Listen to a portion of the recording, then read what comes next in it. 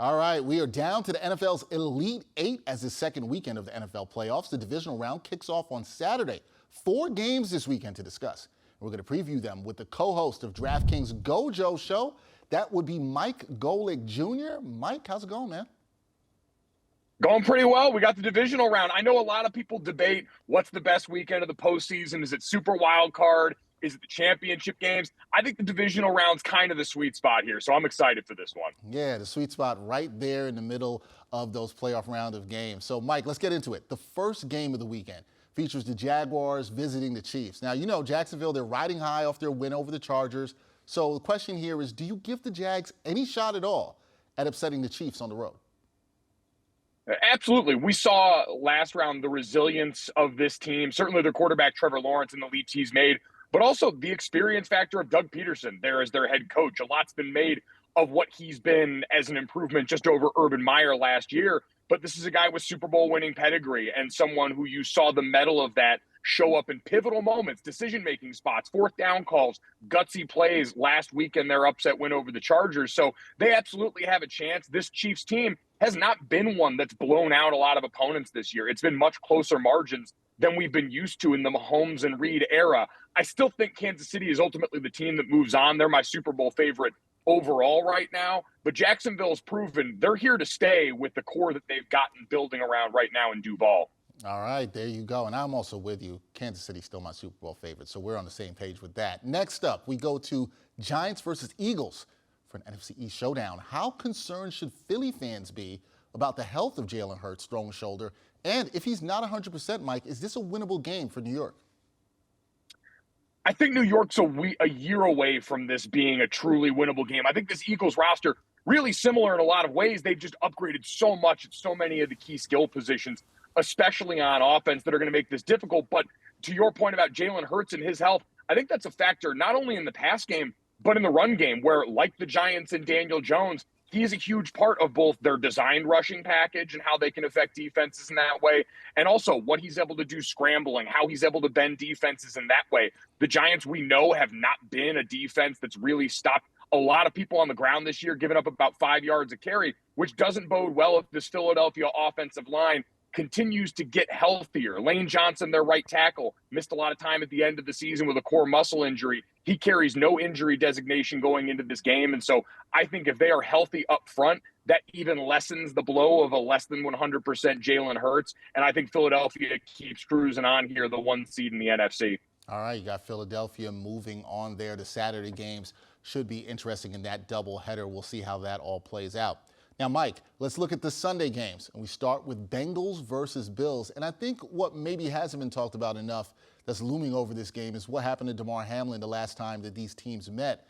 With the game being in Buffalo, is this an emotionally charged spot that might be too much for Cincinnati to overcome here? Who I hesitate to ever think there is too much for a Joe Burrow-led team to overcome based on what we've seen from him in college as a pro.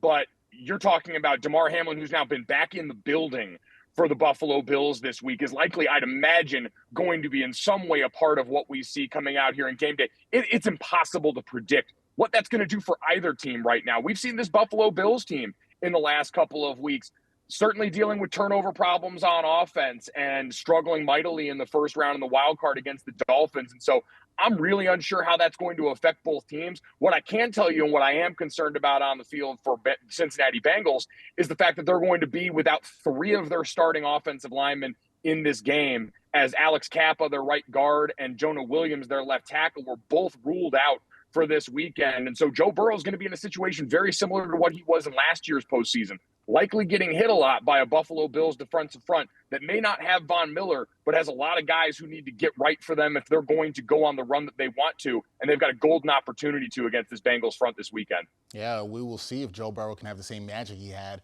in his run to the Super Bowl with the Bengals, despite not having his offensive line as whole as he would like it to be. So we will see there. And then the Sunday nightcap, Mike, is Cowboys versus the Niners.